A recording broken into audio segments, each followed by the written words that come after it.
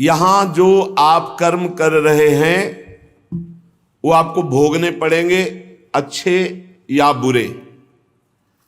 बिना भोग के ये नष्ट नहीं होते। एकमात्र उपाय है, जैसे आपको वकीलों के द्वारा प्रमाणित कर दिया गया कि यहां के वकील हैं चित्रगुप्त, पूरी सीन सहित आपकी चेष्टाओं को अंकित किया जाता है, वो आपके मन में है, आगे प्रसंग आएगा। और जज हैं यमराज, धर्मराज जी, और दंड अधिकारी हैं यमदूत, और दंड विधान जहां होता उसे कहते हैं नरक। तो जैसे यहां जज ने कानून से अपराध करने वाले को दंड दे दिया, जाओ तुम्हें फांसी की सजा, राष्ट्रपति का अधिकार है, वो पूरा माफ कर सकता है। ऐसे ही राष्ट्रपति हैं भगवान श्री हरि। अहम त्वाम सर्व पापेभ्यो मोक्षयिष्यामि मा शुचा। अगर शुभ अशुभ कर्मों से बचना चाहते हो तो एकमात्र उपाय भगवान की शरण में होकर नाम जप करो, अन्यथा अवश्यमेव भोक्तव्यम कृतम कर्म शुभाशुभम। सुमति जी अपने पिताजी को बता रहे, यमदूत ने कहा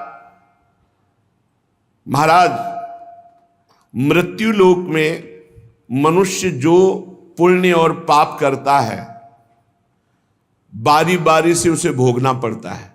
बहुत ध्यान से सुनोगे तो आपको बड़ी सावधानी प्राप्त हो जाएगी।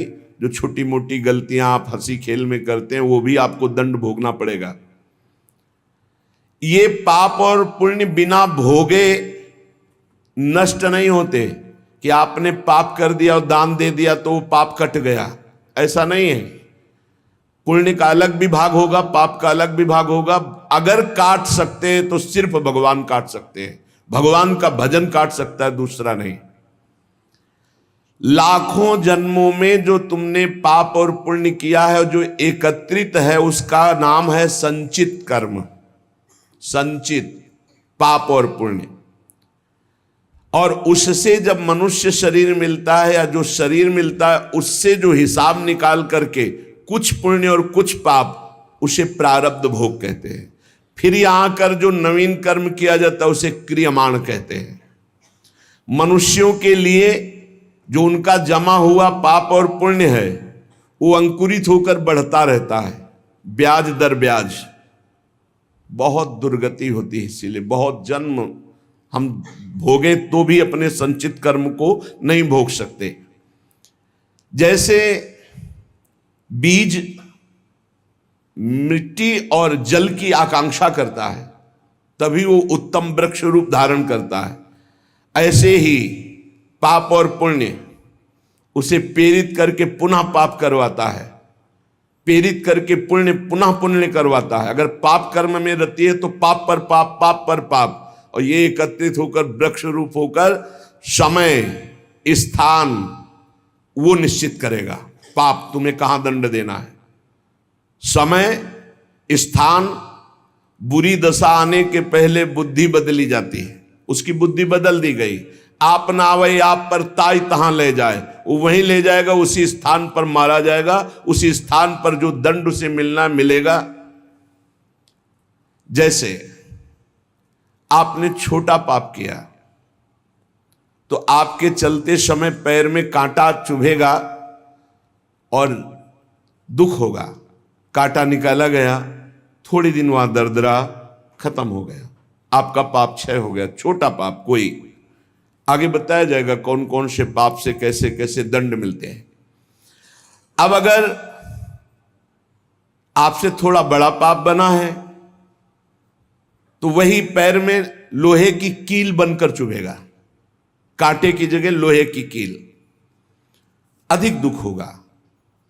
और बड़ा पाप बना है तो खजूर का कांटा, बड़ा कील, ऐसे आपके पैर में चुभ।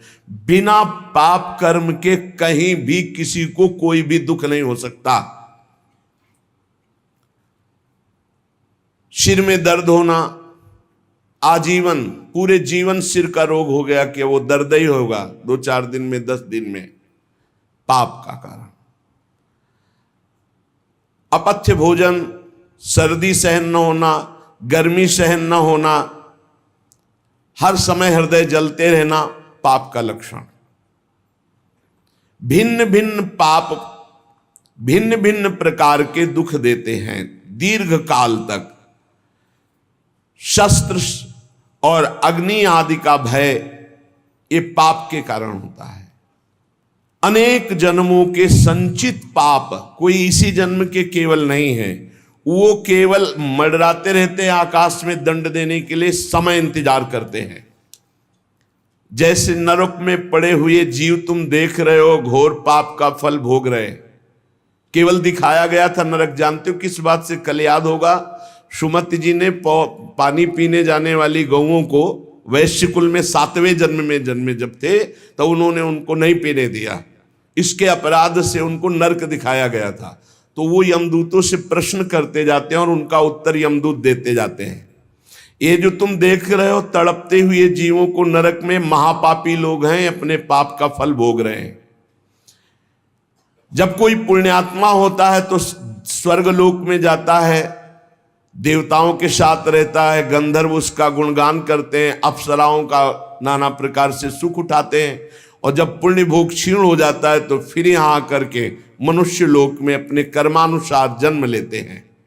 राजन, ये जो तुमने पूछा कि किस किस पाप से पापियों को कौन कौन सा नरक में दंड मिलता है, वो मैं बतला रहा हूं। जो नीच मनुष्य कामना और लोभ के वशीभूत होकर दूषित दृष्टि से हर स्त्री को भोग भाव से देखता है, जिसको देखता है बस काम भाव से देखता है। बोले जो दुष्ट दूषित भाव से माताओं बहनों को भोग दृष्टि से देखता है, तो यहां बड़ी बड़ी चोंच वाले वज्र के समान जिनकी चोंच ऐसे गिद्ध बार बार हजारों वर्ष उनकी आंखों को नोचते और खाते रहते हैं। वो आंखें बार बार होती रहती हैं, बार बार निकालते। यही वहां है कि मरना नहीं है। उनकी दोनों आंखों को वज्रतुल्य नरक के पंछी बार बार निकालते हैं और खाते हैं, और उनके पुनः नए नए नेत्र उत्पन्न हो जाते हैं। इस पापी को पलक झपकने तक के लिए विश्राम नहीं मिलता, निमिष तक के लिए कि थोड़ा चैन मिल जाए। महान दुख होता रहता है। हजारों वर्ष तक उसको इस नेत्र दर्द पीड़ा भोगनी पड़ती है। और फिर जब मृत्युलोक में जन्मता है तो नेत्र रोगी पैदा होता है। वो यहां पैदा होगा नेत्र रोगी, या नेत्र ही नहीं है या नेत्रों में दिखाई नहीं दे रहा, कई तरह के व्यवधान, जिन्होंने नेत्रों का दुरुपयोग किया। अब जिन लोगों ने, जिनको तुम देख रहे हो इनकी जबान काटी जाती, बार बार जबान नोची जाती है, ये वो लोग हैं जो शास्त्र का गलत उपदेश किए हैं, गलत अर्थ किए हैं, अपनी वासना की पूर्ति के लिए शास्त्र का गलत प्रयोग किए हैं, जो किसी को गलत सलाह दी है तो इनकी जबान बार बार छोटे छोटे हिस्से में तलवार से काटी जाती है। शास्त्र का उल्टा अर्थ बताया, उसकी जबान को वहां हजारों वर्ष काटा जाता है। खिलवाड़ नहीं, प्रश्न उत्तर कर देना। अगर आपका उत्तर गलत है तो आप नरक जाएंगे। प्रश्नकर्ता तो आप पर श्रद्धा करके पूछ रहा है और आपने मनमानी उत्तर दे दिया और वैसा आचरण कर दिया तो उसको पाप नहीं लगेगा, पाप आपको लगेगा क्योंकि आपने आदेश किया है और आपकी दुर्गति हो जाएगी। इसीलिए अनाधिकारी को जब जनक जी महाराज विदेह राज ने पूछा, निमि जी ने नवयोगेश्वरों से कि मैंने यही प्रश्न कर्म के विषय में सनकादि से पूछा था, वो मौन थे, कोई उत्तर नहीं दिया, क्यों? तो बोले उस समय आपका ज्ञान जागृत नहीं हुआ था, आप उस समय अनाधिकारी थे, कर्म का बड़ा सूक्ष्म विषय होता है, इसीलिए मौन थे। ऐसा नहीं कि हर प्रश्न का उत्तर फटाक से दे दे, और वो गलत है अगर उत्तर तो शास्त्र सम्मत नहीं है तो उत्तर देने वाले को नरक का दंड मिलेगा, उसकी जबान हजारों वर्ष वहां काटी जाएगी। जो शास्त्र का गलत अर्थ करता है, जो शास्त्र को अपनी वासना पूर्ति के लिए घुमा करके बोलता है, जो किसी को बुरी सलाह देता है, उसकी जबान यहां काटी जाती, जो देख रहे हो। और हे सुमति जी, जो वेद की निंदा करते हैं, देवताओं की निंदा करते हैं, संतों की निंदा करते हैं, वैष्णव की निंदा करते हैं, गुरु की निंदा करते हैं, गुरु पर दोष दृष्टि करते हैं, गुरु को वक्र दृष्टि से देखते हैं, क्रोध दृष्टि से।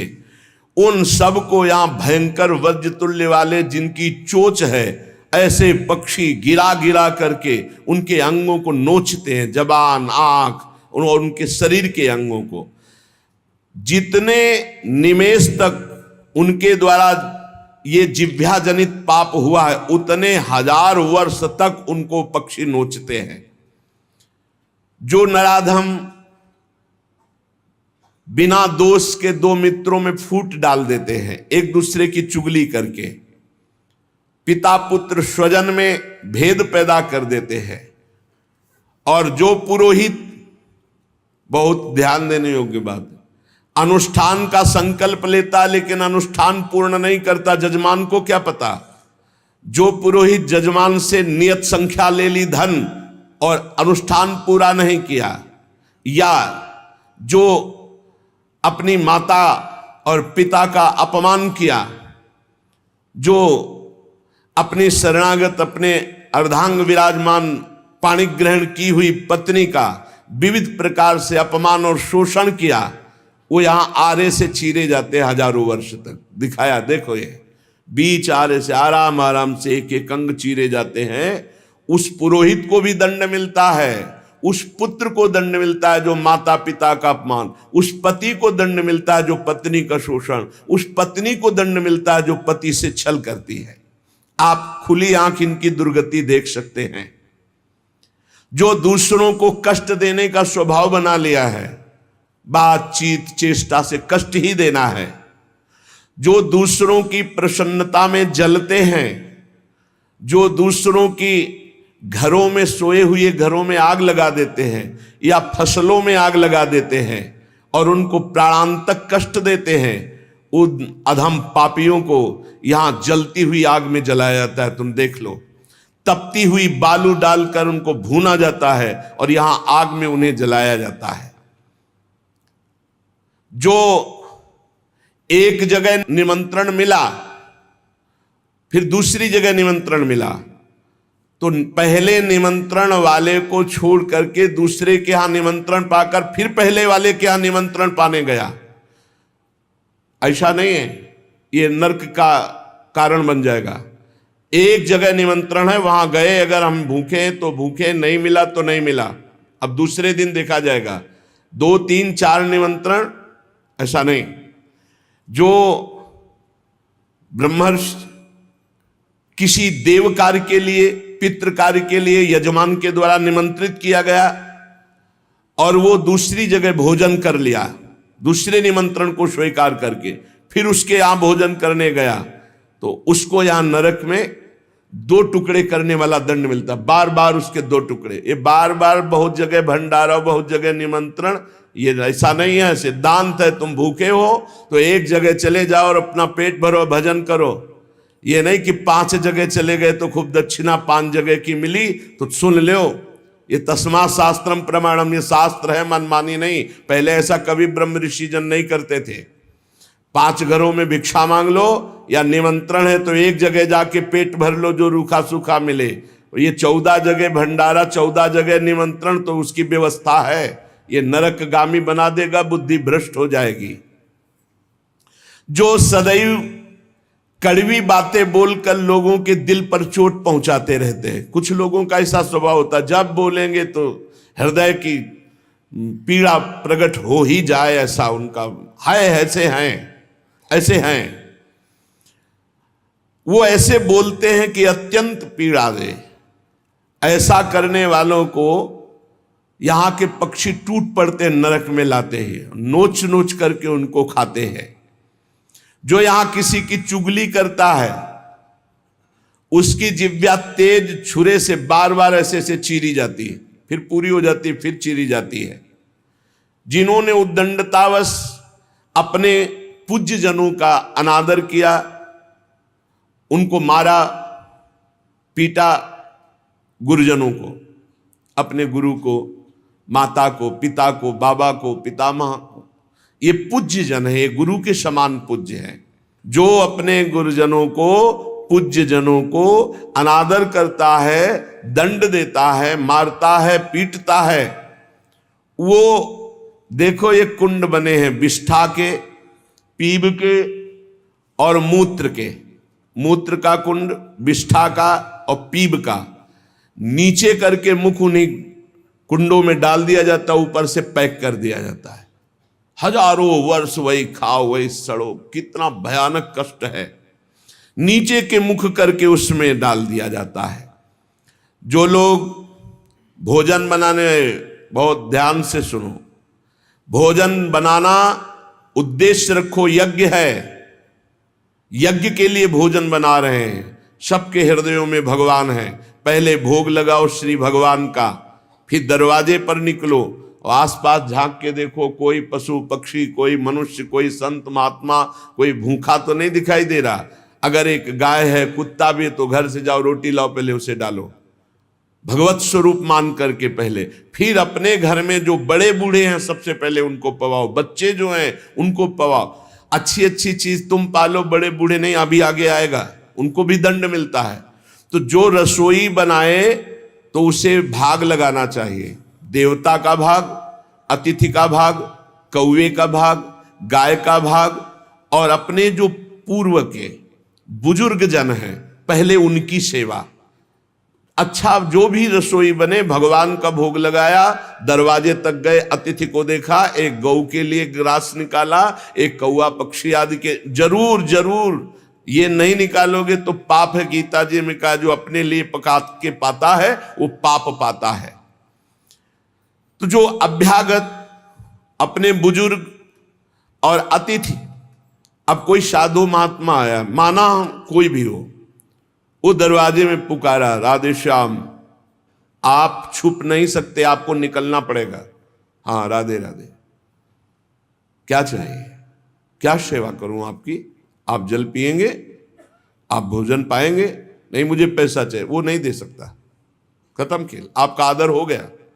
आप मृदु वचन में इतना तो बोल सकते हैं, राधे श्याम, आप इतना बोल सकते हैं, आप जल पिएंगे, आप रोटी पाएंगे, भोजन प्रसाद पाएंगे। नहीं, मुझे रुपया चाहिए। नहीं, मेरी श्रद्धा नहीं, मैं नहीं दे सकता, सामर्थ्य नहीं है, श्रद्धा नहीं है, कुछ भी आप कह दो उस पर चलेगा, पर आपको निकलना चाहिए। यदि आप छुपे रहे हो, आपके कान में आवाज आई, आपके दरवाजे से भिक्षुक वापस जा रहा, तो आपके सुकृत नष्ट हो जाएंगे और आपको पाप लगेगा। ये धर्म है, अतिथि देवो भव। देना ना देना वो आपके ऊपर की बात है, लेकिन मृदुवचन, जल और भोजन, ये तीन तो प्राय सब नहीं, कुछ है एक फल दे दे। अगर वो कहता है मुझे भूख लगी है, तो आप वहीं गेट के बाहर बैठिए, परिचय नहीं है इसलिए, घर में जो सदस्य पुरुष वर्ग का, उससे 2 रोटी भेज दीजिए। जो दुष्ट आए हुए अतिथि का अपमान कर देता है, अतिथि देवो भव, बड़ी महिमा है गृहस्थ धर्म में अतिथि सेवा, साधु सेवा की।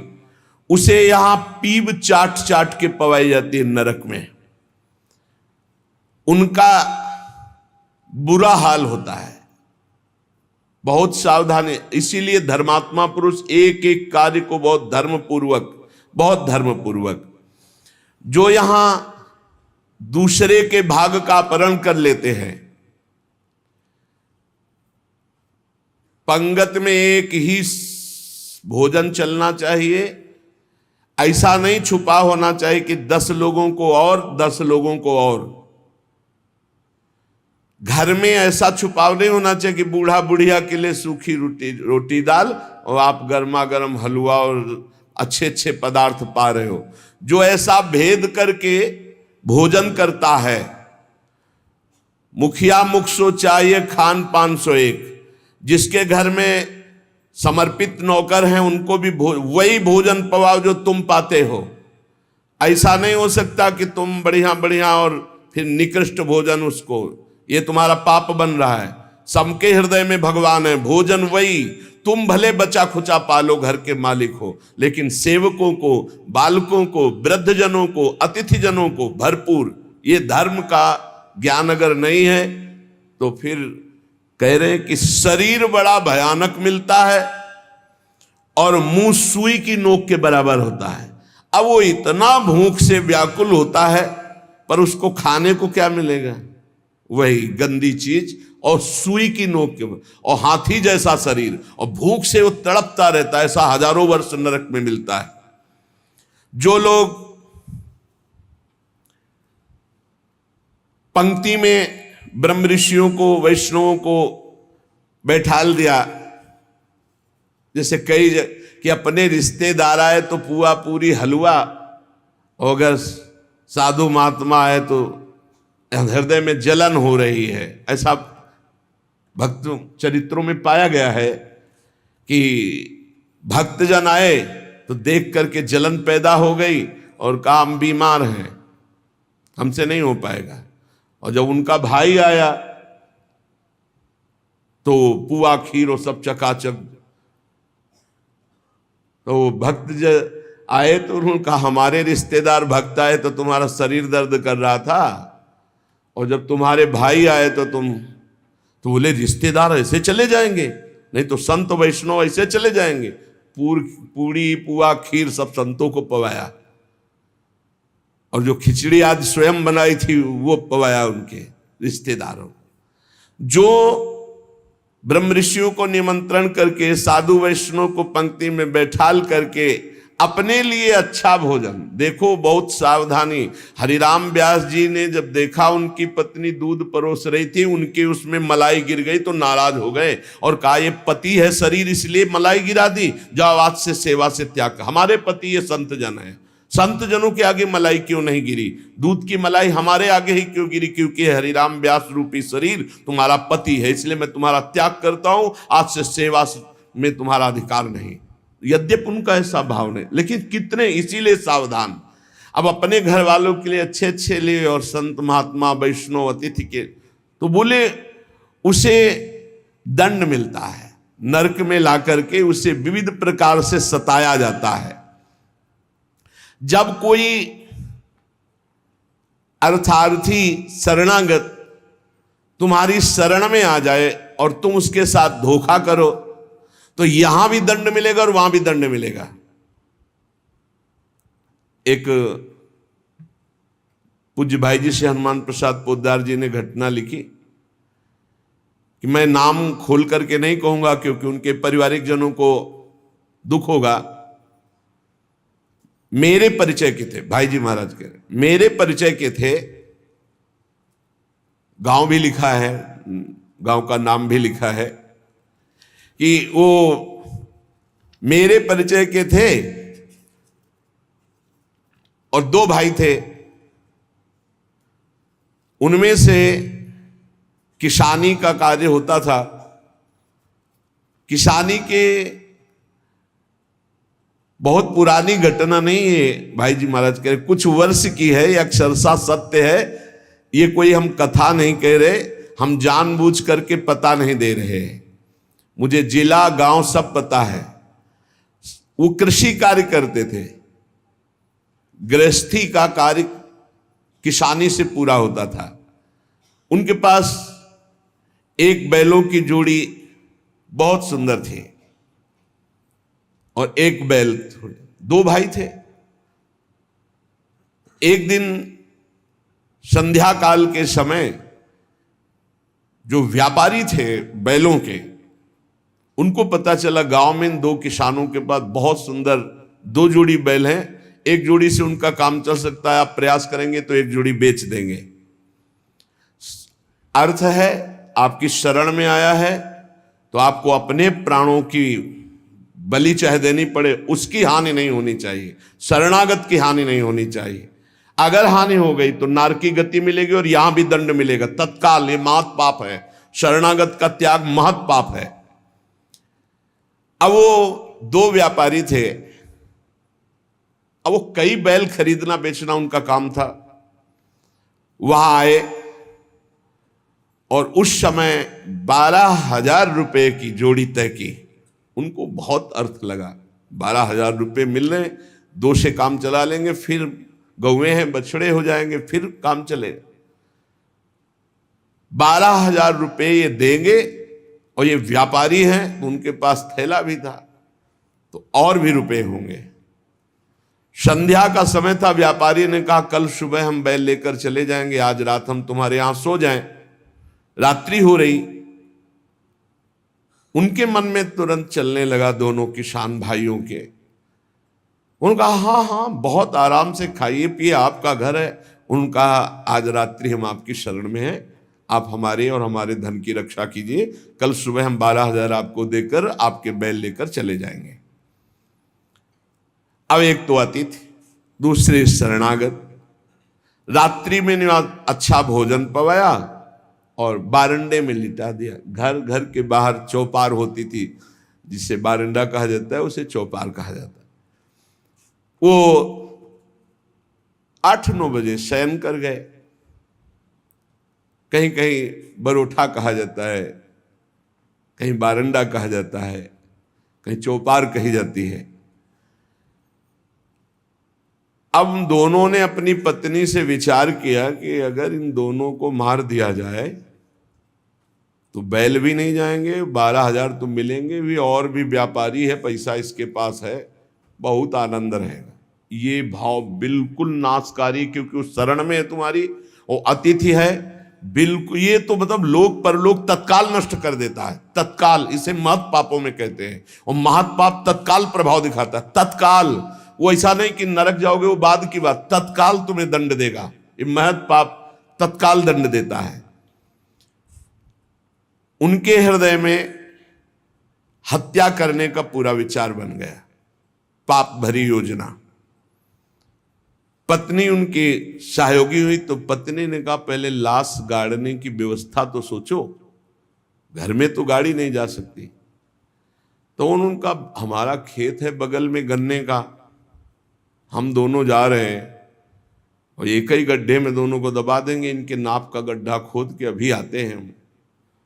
वो अति शीघ्र गन्ने के खेत में जाके गन्ना काट के और गड्ढा खोदने लगे।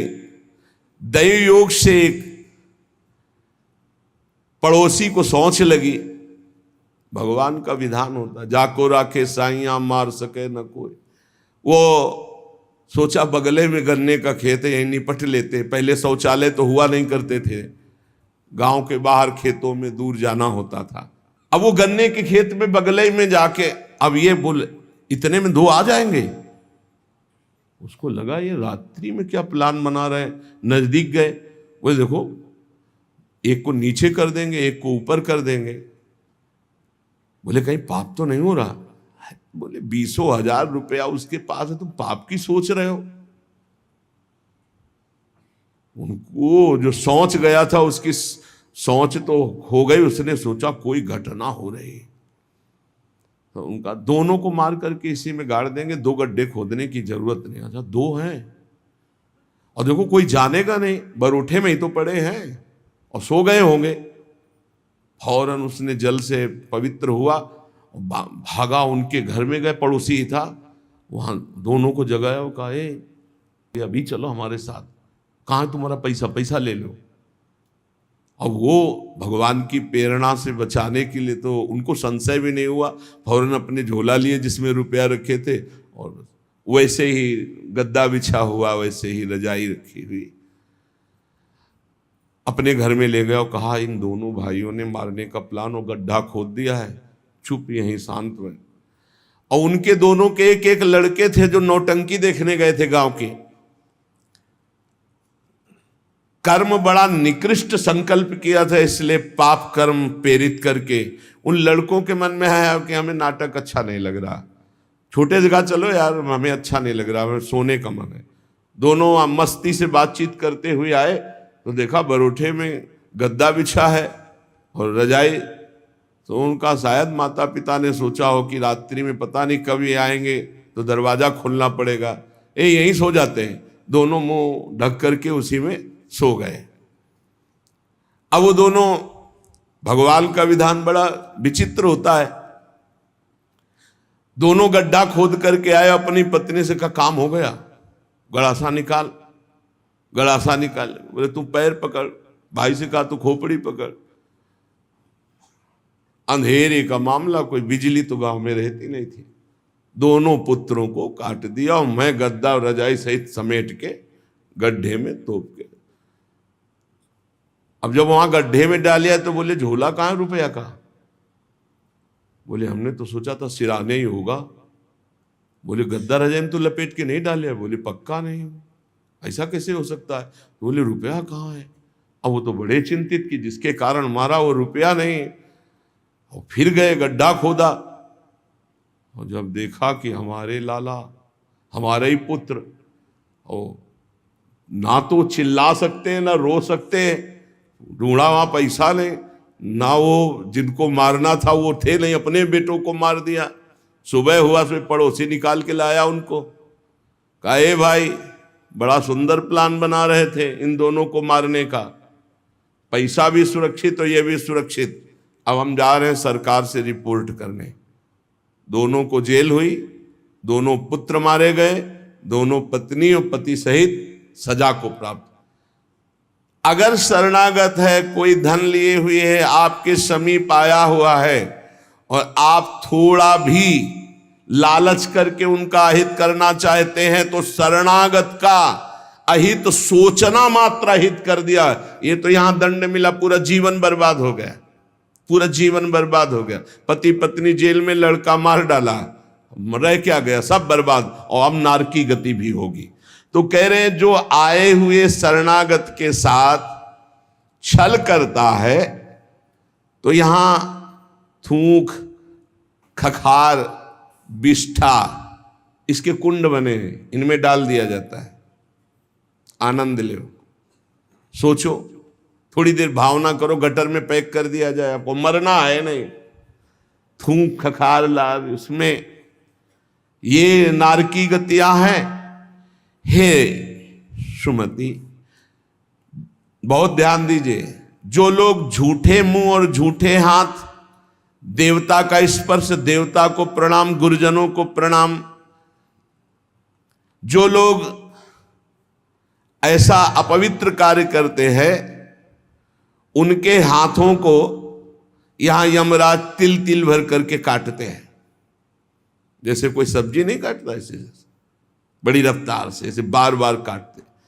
अरे ऐसे थोड़ी शास्त्र में हम यहाँ खाए डोल रहे हैं, ऐसे जूता पहने भोजन कर रहे हैं, न कुल्ला न आचमन, ये सब नारकी गति को प्राप्त होने वाले जीव, तभी बुद्धि भ्रष्ट मनमानी आचरण कर।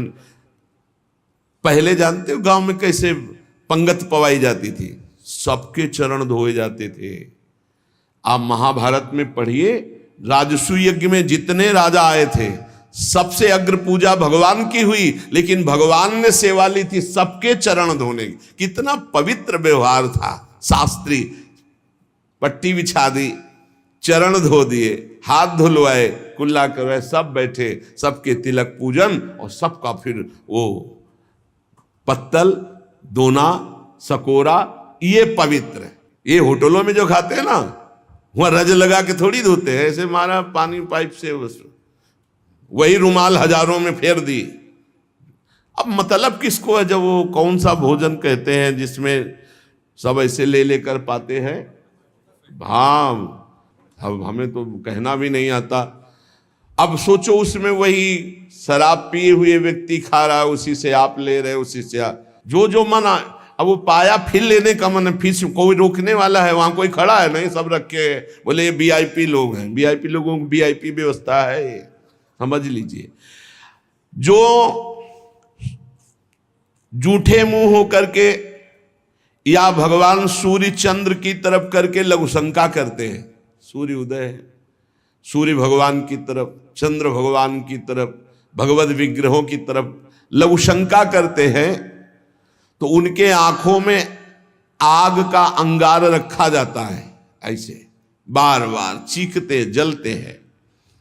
जो जेठ होकर अपने लघु भ्राता की पत्नी के साथ गलत, पिता होकर अपनी पुत्री के साथ, भाई होकर अपनी बहन के साथ, या गुरु पत्नी के, ऐसे लोगों को तपाई हुई लोहे की स्त्री के साथ बेड़ियों से, लोहे की ऐसे जंजीरों से जो जलती हुई, उसी में जकड़ दिया जाता है।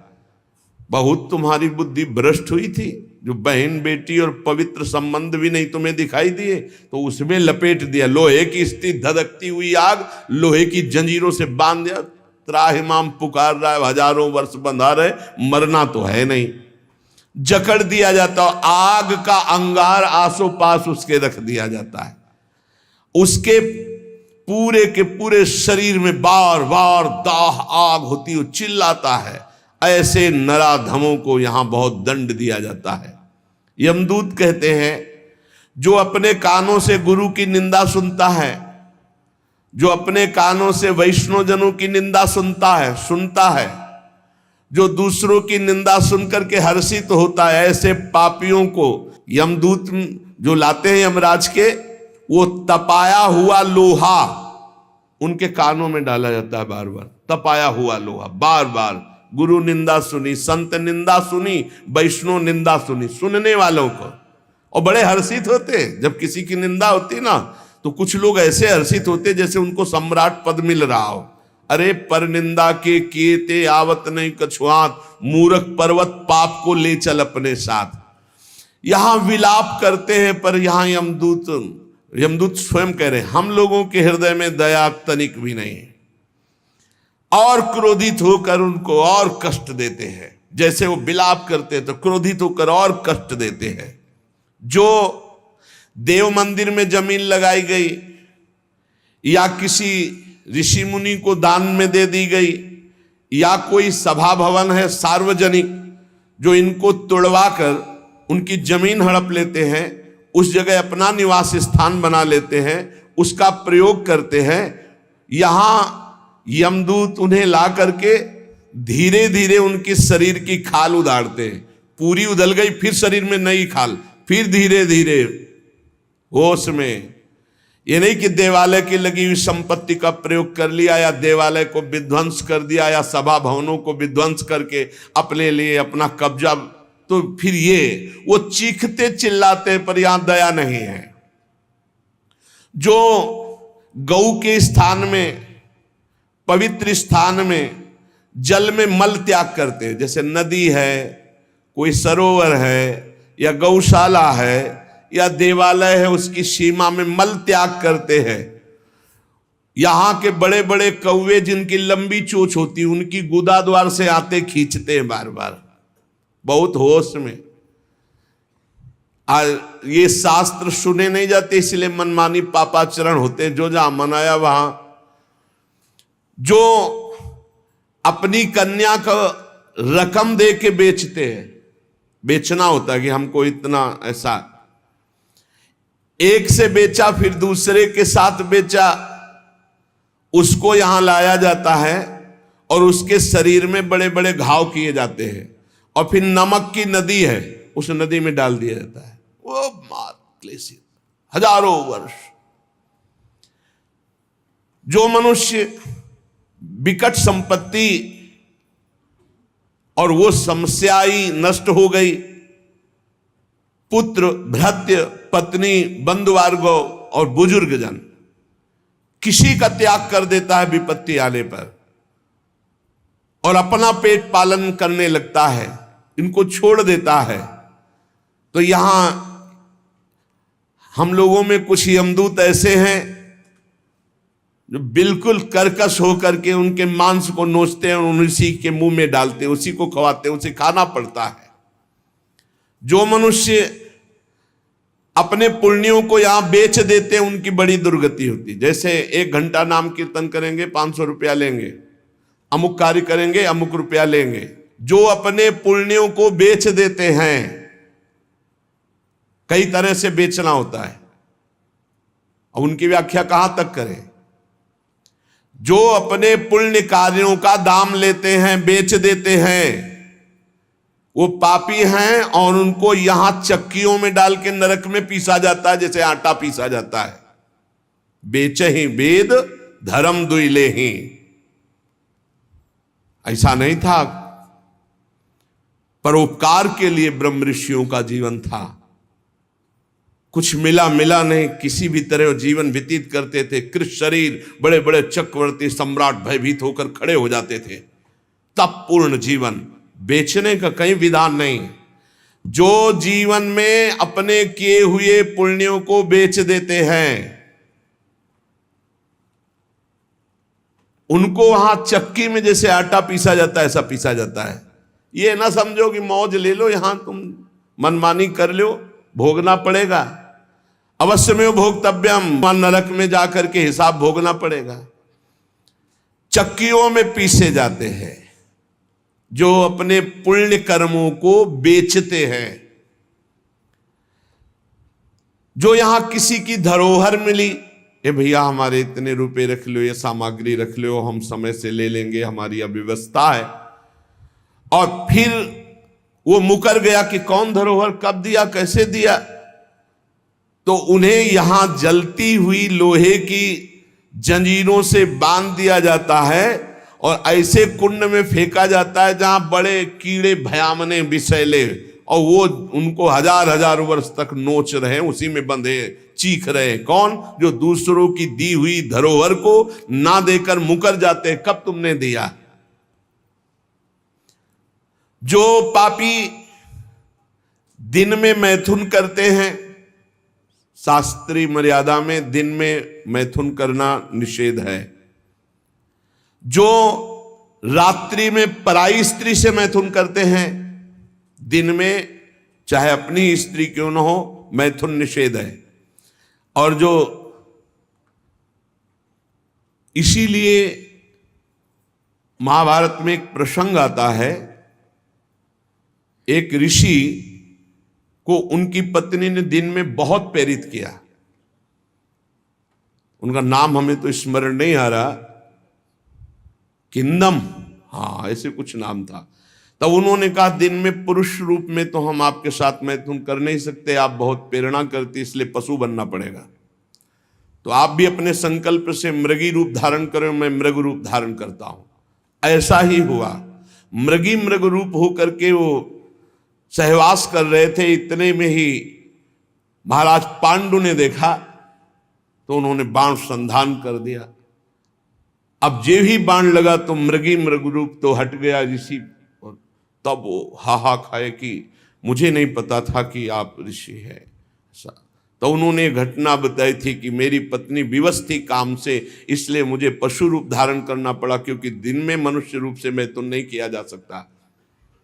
जाओ, तुमने मुझे इस स्थिति में मारा है, अगर ऐसी स्थिति तुम्हारी हुई अपनी पत्नी के साथ तो तुम्हारे मृत्यु का योग हो जाएगा।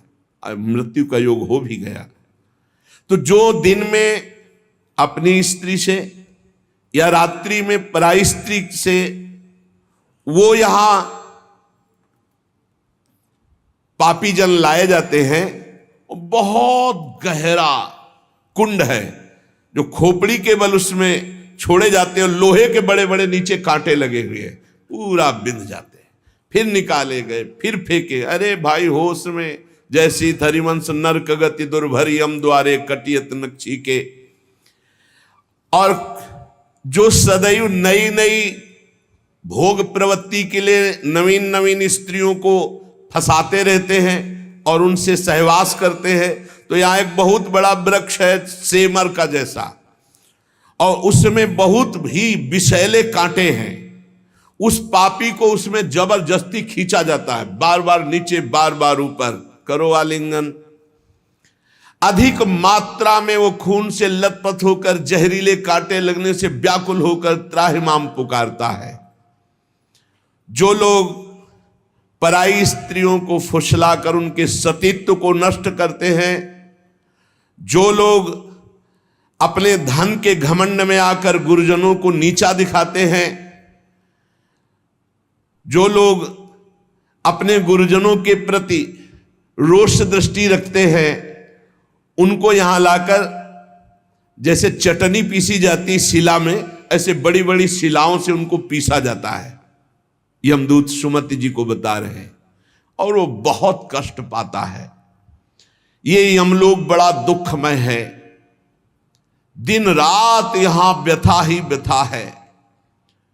जो जल में मूत्रते हैं, कुल्ला करते हैं, थूकते हैं, विष्ठा करके सोचते हैं, बोले ऐसे लोगों को यहां थूक, विष्ठा और मूत्र से भरे हुए दुर्गंध युक्त नरक के कुंडों में डाला जाता है। अरे ऐसा थोड़ी साष्टांग दंडवत करो यमुना जी गंगा जी में और अपने घर से शौच आदि क्रिया करके। यदि नहीं ऐसा तो पात्र में लो और जल पियो पहले, और फिर दूर जा करके बहुत दूर शौच आदि होकर मिट्टी से ही हाथ और सब पात्र मार्जन करके फिर आओ, फिर पात्र मार्जन करो, फिर जल लो और दूर जा करके कुल्ला। ऐसे पवित्र, जैसे गंगा किनारे भ्रमण करने वाले संत जन हैं तो सारी दिनचर्या गंगा जी से होती, पर बड़ी सावधानी से होती। ऐसा थोड़ी कि शौच लिया जाकर गंगा जी, ऐसा नहीं।